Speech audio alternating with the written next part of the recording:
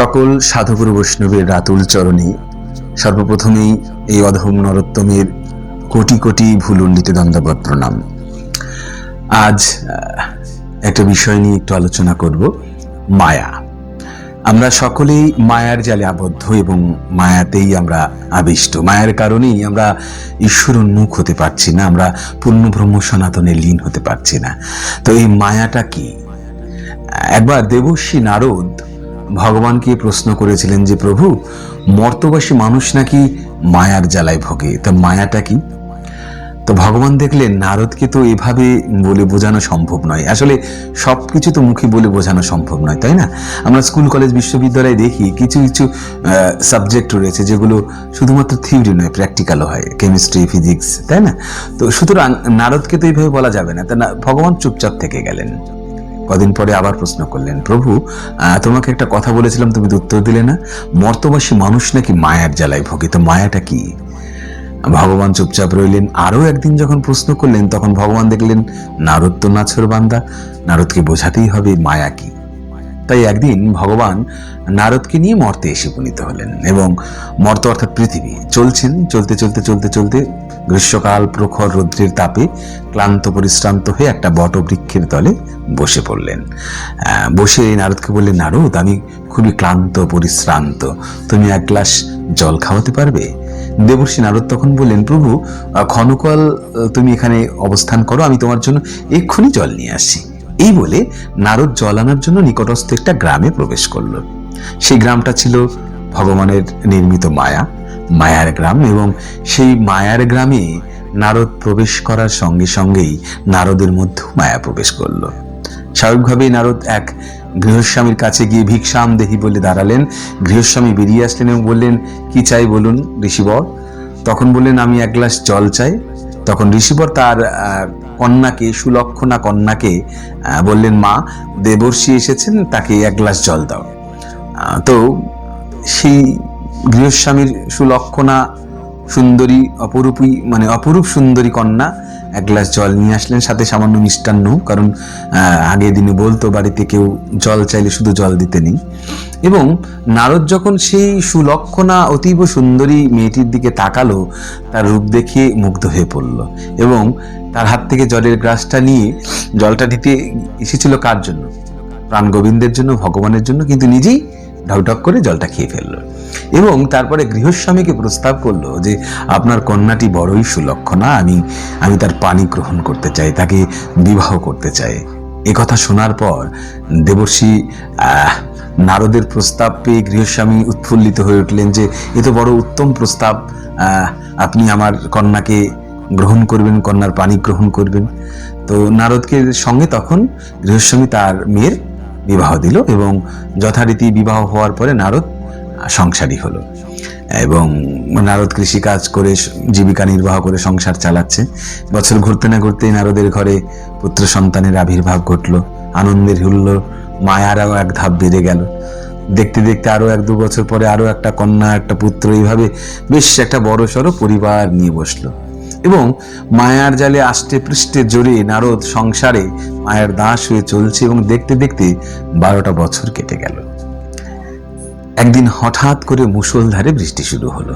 বৃষ্টিতে গ্রামের পর গ্রাম ভেসে যাচ্ছে এবং একজন পুরুষ মানুষের কাছে সবচেয়ে বড় যে বিষয়, সেটা হচ্ছে নিজের ফ্যামিলিকে বাঁচানো, পরিবারকে বাঁচানো। তাই দেবর্ষি নারদ পরিবারকে বাঁচানোর জন্য ঘটি কম্বল, সামান্য যেগুলো প্রয়োজনীয় জিনিস, সেই প্রয়োজনীয় জিনিসগুলো সঙ্গে নিয়ে এবং স্ত্রীপুত্র কন্যাদের সঙ্গে নিয়ে গ্রামের একটা উঁচু স্থানে গিয়ে অবস্থান করলো। কিন্তু কিছুক্ষণ পর সেই স্থানেও জল চলে আসলো। নারদ বাধ্য হয়ে নিকটস্থ একটা বটবৃক্ষে আশ্রয় করলো এবং সেটা আশ্রয় করতে গিয়ে তার অনেক গৃহস্থ সামগ্রী তাকে বিসর্জন দিতে হলো। কষ্ট হলো নারদ এবং তার স্ত্রীপুত্র সকলেই কষ্ট পেল। এরপর কিছুক্ষণ পর জল আরো বাড়তে লাগলো এবং গাছটা অনেকটাই বেঁকে গেল, কারণ গাছের মূলগুলো শিথিল হয়ে যাচ্ছে এবং নারদের হাত থেকে তার একটা পুত্র সন্তান জলের তরে ভেসে গেল। নারদ, তার স্ত্রী এবং অন্যান্য পুত্র কন্যারা হাউমাউ করে চিৎকার করছে, কান্না করছে। স্বাভাবিক, আত্মা হইতে পুত্র বড়। নারদ এবং তার স্ত্রী কান্নায় ভেঙে পড়ছে। দেখতে দেখতে আরো জল বেড়ে গেল এবং নারদের আর একটা কন্যা, আর একটা পুত্র এবং তার যা প্রয়োজনীয় দামি দামি মূল্যবান জিনিস ছিল সেগুলো ভেসে চলে গেল। এবং সর্বশেষে নারদের বেঁচে রইল তার স্ত্রী, প্রিয়তমা প্রাণপ্রিয়া স্ত্রী। সেই স্ত্রীকেও যখন জলের তরে ভাসিয়ে নিয়ে চলে গেল, নারদের যখন আর হারানোর কিছু নেই, তখন নিতান্ত নিজেকে বাঁচানোর জন্য এবার দুহাত তুলে নারায়ণ নারায়ণ প্রভু দীনময়, কোথায় তুমি রক্ষা করো। যখনই চোখ খুলে তাকিয়েছে, নারদ হঠাৎ করে তার মনে হচ্ছে যেন একটা ঘোরের মধ্যে রয়েছে। এই কি স্বপ্ন দেখলাম, কি ব্যাপার? পেছনে তাকিয়ে দেখে প্রাণ গোবিন্দ সেই বটবৃক্ষের নিচে বসে মৃদু মৃদু হাসছে। বলছে, প্রভু কি ব্যাপার, কি হলো, বুঝতে পারছে না। বলে, নারদ বুঝতে পারছো না? এখনো বুঝতে পারছো না? 12 বছর আগে তোমার কাছে 1 গ্লাস জল চেয়েছিলাম, মনে করে দেখো। নারদের সব মনে পড়ছে, হ্যাঁ তাই তো, আমি তো প্রভুর জন্য জল আনতে গেলাম, কিন্তু কিন্তু তারপর কি হলো? তারপর যা হওয়ার আপনারা সবাই শুনলেন।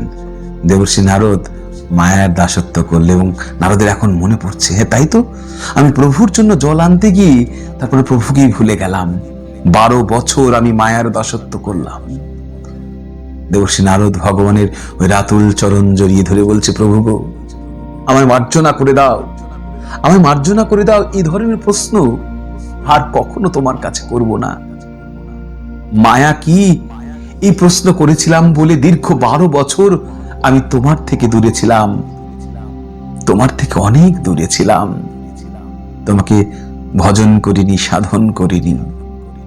তাই দেবর্ষি নারদ তখন বললেন, ধন্য কলিহত জীব, ধন্য মর্তবাসী, যারা মায়ায় আবদ্ধ থেকেও তোমাকে স্মরণ করে, তোমাকে ডাকে। তো সুতরাং মায়া আমাদেরকে আষ্টে পৃষ্ঠে রাখে। যেমন মাধ্যাকর্ষণ শক্তি পৃথিবীতে সমস্ত বস্তুকে কাছে ধরে রাখে, তেমনি মায়াও আমাদেরকে ঈশ্বরমুখী হতে দেয় না, টেনে ধরে। সুতরাং মায়া বিরহিত হতে হবে। মায়া ধীরে ধীরে আমাদের মায়ের মোহপাশ ধীরে ধীরে কাটাতে হবে, কেননা মায়া থাকলে ঈশ্বরকে আমরা পাবো না। তাই বন্ধুরা, সংসার ধর্ম শ্রেষ্ঠ ধর্ম, কারণ চৈতন্য মহাপ্রভু বলে গেছেন কলিহত জীবের জন্য যে আমি যা করছি তা তোমরা করো না, আমি যা বলছি তা করো। সংসার ধর্ম সার ধর্ম, শ্রেষ্ঠ ধর্ম। আর এই সংসার ধর্মেই তুমি ঈশ্বরকে পেতে পারো, কিন্তু 2 হাত দিয়ে সংসারকে ধরো না, 1 হাত দিয়ে সংসার ধরো আর 1 হাত আমার দিকে বাড়িয়ে দাও। তাহলে মায়া আবদ্ধ থেকেও তুমি ওই পাকাল মাছের মতো মায়া বিরহিত হতে পারবে। সকলে ভালো থাকবেন, সুস্থ থাকবেন, আর চেষ্টা করবেন অল্প অল্প করে মায়া বিরহিত হতে, ঈশ্বর উন্মুখী হতে। ভালো থাকবেন। জয় নিতাই, জয় গৌর, জয় রাধে।